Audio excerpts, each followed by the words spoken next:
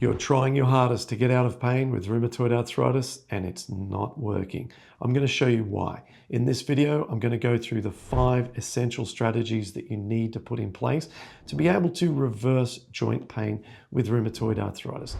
These are the exact same strategies that I used myself back when I was raging with inflammation, with C-reactive protein of 50, with pain in my fingers, wrists, left knee, both ankles, feet. I couldn't even take my hat off my head. And I went from that to be able to get my CRP back to 0.6 and be pain-free and one of the best at pull-ups and monkey bars at the gym. I'm going to share with you these strategies, which are the same again that I've used to help people over the past 13 years to be able to reverse their joint pains and be able to live a normal, healthy, happy life again. So what are these 5 strategies? Well, my favorite one is the last one, but we'll get to that in a moment. The first one that we're going to go through is actually medications. Medications are nearly always prescribed to rheumatoid arthritis patients. In fact, 97% of people with RA at some point are put onto methotrexate, which is a low-dose chemotherapy drug, which is taken either in a tablet or injectable form. That's the one that I was on. However, there's so many different types of medications. These range from steroids and non-steroidal and inflammatory drugs to disease-modifying anti-rheumatic drugs or DMARDs, and even biologic drugs and infusions. These different range of drugs have a different impact on the body and a different potential set of side effects. There is a degree of algorithm that's being followed when the rheumatologist prescribes these drugs to you. They're following typically something like the American College of Rheumatology guidelines, where patients with a certain condition and symptom level are given this sort of drug, and then they're progressed through a sequence. If they fail this, then add this, fail this, add this, doing well on this, then keep this, etc. These medications are administered in the format of treating the particular patient and their symptoms and requirements. But what is less focused upon is their impact on gut health. Where we specialize in and what we help people through our coaching services is to restore gut health, because the studies are very clear now that the degree of pathogens or problematic particles getting into the bloodstream correlates with the amount of disease activity in RA patients. One particular illustration of this is something called lipopolysaccharide. This is a substance that's normally in the membranes of bacteria that live in your bowel. What's been found very definitively is that the amount of this substance that enters the bloodstream correlates to the amount of symptoms that patients have. And therefore, if we can stop the amount of this stuff coming from the bowel and getting into the bloodstream, we can then dramatically lower symptoms. Now, some medications actually disrupt the microbiome, or the collection of bacteria in the bowel, and therefore even tend to exacerbate this problem instead of aiming to help it. There are some medications that do not help in the gut area. One is non-steroidal anti-inflammatory drugs. So these are your painkiller anti-inflammatories. You'll know these as common brands that you can pick up at your pharmacy, and they are often prescribed on a regular basis. Whenever there is some pain, take one of these anti-inflammatory drugs. So these medications can cause more of what we call leaky gut. Leaky gut being the migration of the particles into the bloodstream. So I'm not saying, just like the rest of this video, that this is any kind of instruction. None of this is medical advice.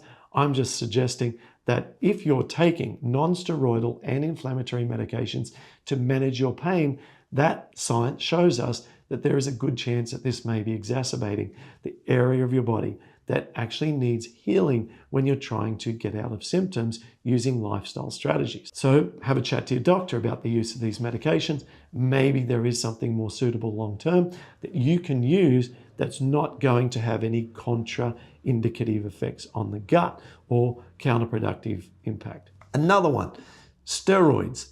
Now, steroids, when used in conjunction with non-steroidal anti-inflammatory drugs, exacerbate gut health issues. So if you're using both of those, then this could be a platform to go and have a discussion with your rheumatologist. Again, I'm not saying here that you cannot use steroids, you shouldn't use steroids. Is it the best long-term medication for rheumatoid arthritis? Again, the American College of Rheumatology guidelines suggest that steroids should be used for the lowest length of time in the lowest dose possible.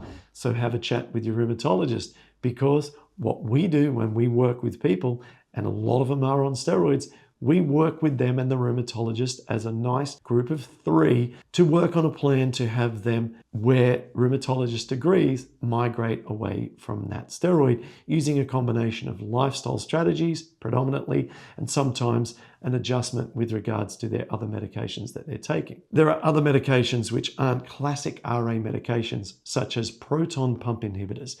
These are antacids. These medications can have a terrible impact on the balance of the microbiome. This is the diversity and the healthy species of bacteria that live in your colon. They can also be associated with an increase in small intestinal bacterial overgrowth.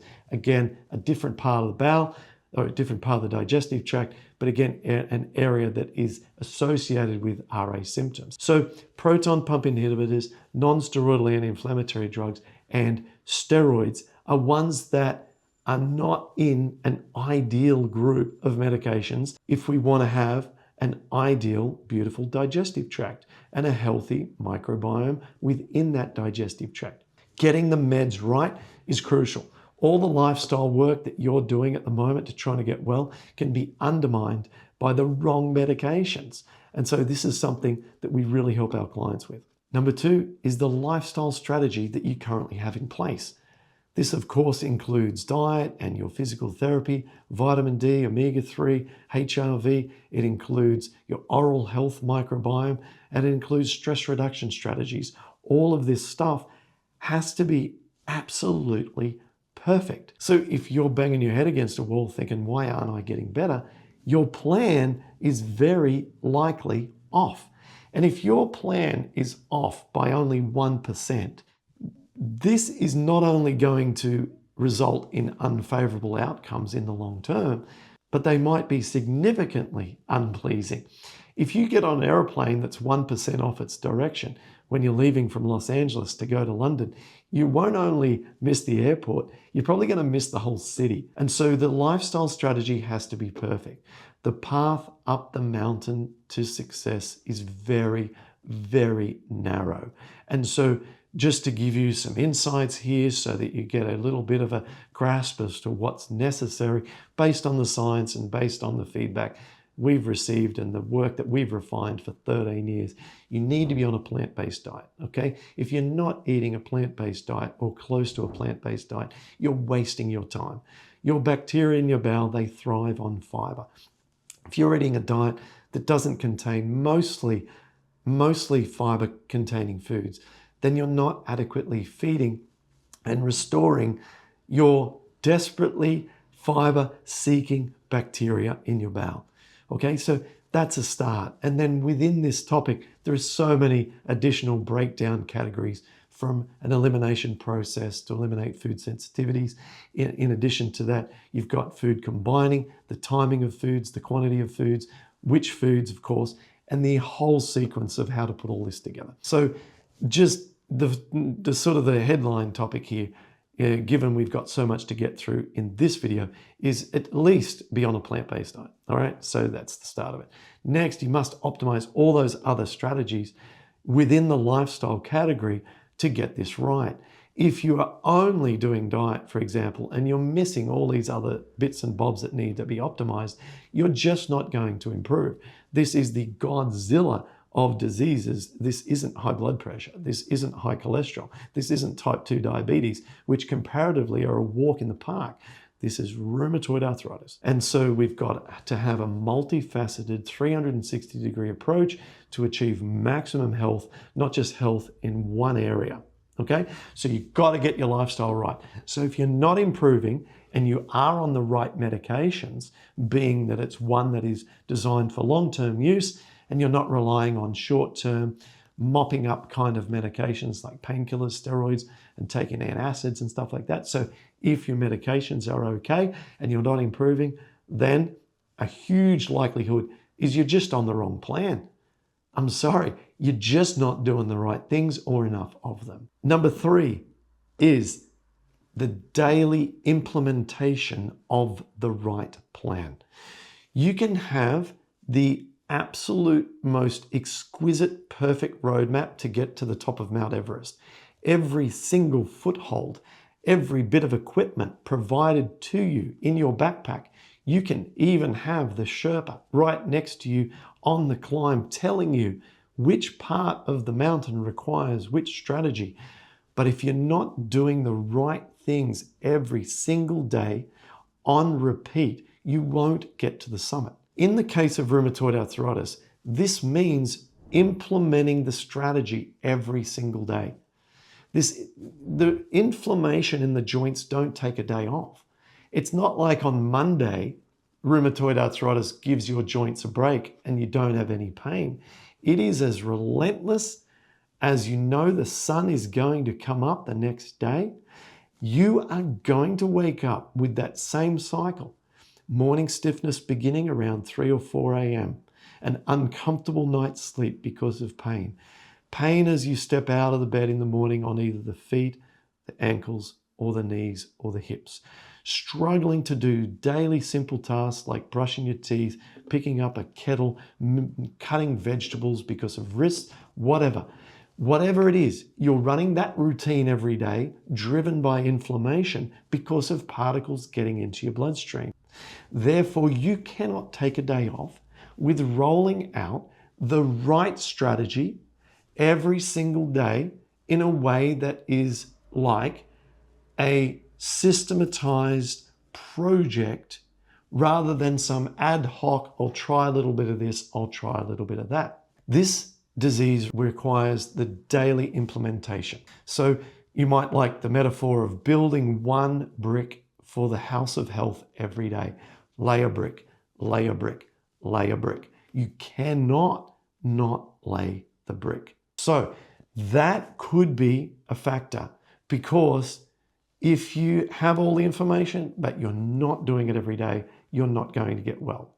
And you must do the work to get the outcome. Number 4 is giving up and chasing shiny objects without seeing this through. A lot of what you're waiting for is just with patience, waiting on changes in your bowel. There's a concept with microbes called quorum sensing. And this is a phenomenal concept in which bacteria often don't do anything and act in the way that they biomechanically can until there is enough of them around them to feel like they can win if they conduct some kind of event to try and occupy space or to take down their invaders or pathogens that are nearby. So what this means is that, let's say you have 40 million of a certain type of bacteria. They may sit idle and do nothing. And when I say do nothing beneficial for you, which of the hierarchy of requests from these microbes is to receive the production of short-chain fatty acids, which are substances that heal the gut wall. You can be waiting and waiting and waiting for weeks, sometimes months, for bacteria to assist in a collaborative way to build more short-chain fatty acids. And quorum sensing is this concept where finally there is enough bacteria, and like magic, literally like magic, the bacteria sense each other. They're aware of their numbers because they've been fed well through your plant-based diet for long enough, and then they go, boom, let's work some magic. They release this substance called antimicrobial peptides, which are like a toxin for pathogens around them, and they start working with other bacteria to produce short-chain fatty acids. And when that day happens, your life changes because you wake up on that Monday morning and you feel a little bit better. It doesn't hurt as much to get out of bed in the morning. Your feet don't hurt as much. You walk a little bit more smoother, and you think to yourself, what just happened? And the truth is, you can't even see it. It's going on the inside. We need to allow enough time for things that we don't control as a human being to occur within inside our body to influence our lives positively. So if you're only 1 week into your lifestyle changes and you're wondering, hey, How come I don't feel better yet? Now you know. Some things just take a little longer than a week. And I'll give you, by way of example, when we work closely with clients, 1 week, the back foot is still on the starting line. Okay, so what we want to see is at least 1% improvement per week. That is our guideline. If we're getting 1% improvement per week, we win this game, because 1% compounds with 1% more, compounds with 1% more. It's not just adding. We're building 1% on the cumulative improvements of the previous week. So set your expectations up to success. Let go of words like should. I should be better by tomorrow. I should be better by next week. All that's going to do is create conflict inside you. The only should is that I should keep doing this for life because I know I'm on the right plan, okay, bullet point number 2, and that if I continue to roll this out with discipline every single day, bullet point number 3, then I am going to keep doing this for as long as it takes, because I know that this process will work for me. Okay, which is bullet point number 4.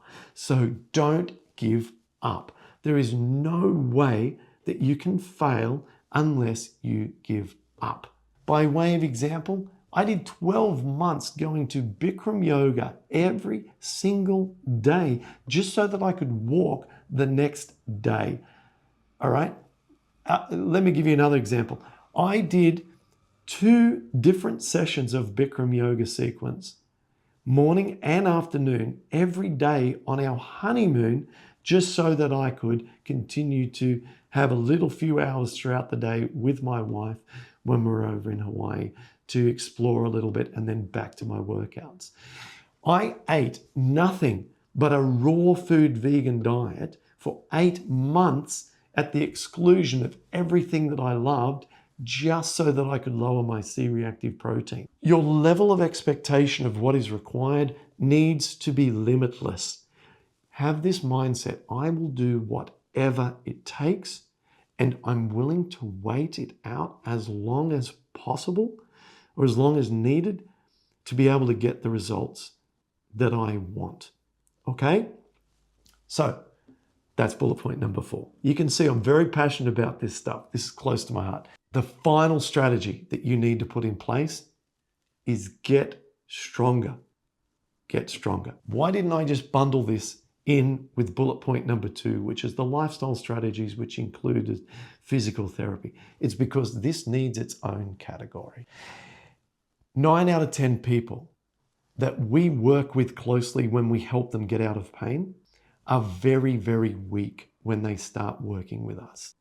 And so, yes, we get them onto the perfect diet, we get them onto the perfect strategies with all the other things from HRV, omega-3, vitamin D, stress reduction strategies, oral health strategies, tips, tricks, nuances that we explain to them and put them in a community, surround them by experts, coaches, medical doctor, physical therapist. We put everything around them. And you know what my job is on our coaching calls that I run 3 times a week? Is get everyone to focus on their strength building.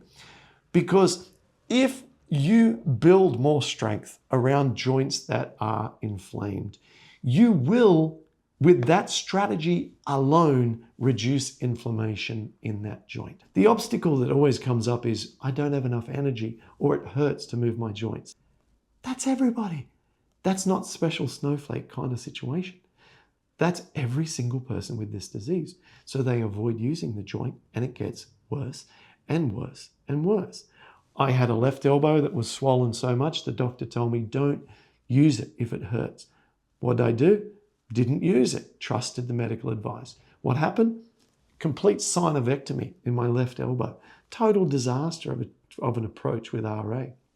So when the right one started to hurt, I said, there's no way in the world I'm going to do what I did with the left one. The left one had the worst strategy known to human existence. So what I'm going to do, I'm going to move that right elbow more than I could ever imagine an elbow could be moved. And I was moving that through repetitions thousands of times per day. That elbow never ended up in surgery, even though the surgeon said, I'll see you to operate on the right elbow. It never required surgery. And now I can use these elbows, both of them, in ways that are limitless. And my work that I do at the gym is as good as anyone my age on the monkey bars, pull-ups, and all with elbows that have damage because of inflammation that was done years ago, because I focus on strength.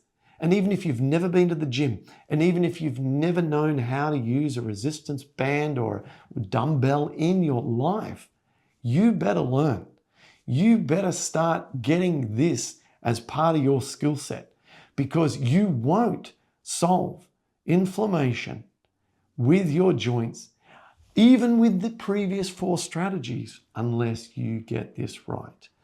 Because we've got an upstream problem, all right, where things are starting, that's coming from our digestive or oral areas where stuff's getting in the bloodstream. And then we've got our downstream problem, which is the effect it's having on our joints. So we can't only address upstream with these earlier strategies.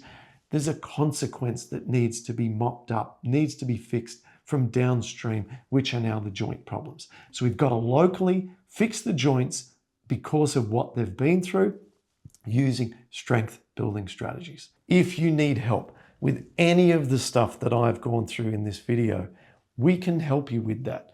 We offer a discovery call, which is a way of getting a free plan to see what needs to happen to put the strategies into your life so that all of these things can be rolled into your life and you can see how to get outcomes that you dream of, whether that be to reduce inflammation in the feet, the ankles, the knees, the hips, elbows, shoulders, wrists, hands, or even TMJ jaw pain some people have, or whether or not it's you want to go on a holiday or spend time with the grandkids and be able to lift up the grandkids or whatever it might be. We can show you on that call how that might be done. So if you'd like to speak to us, you can take action, take a look around this video. You might be able to find a way of doing that. In the meantime, subscribe to the channel. I'm putting out a lot of content around how to reverse RA symptoms. If you like it, subscribe, and I'll see you in the next video.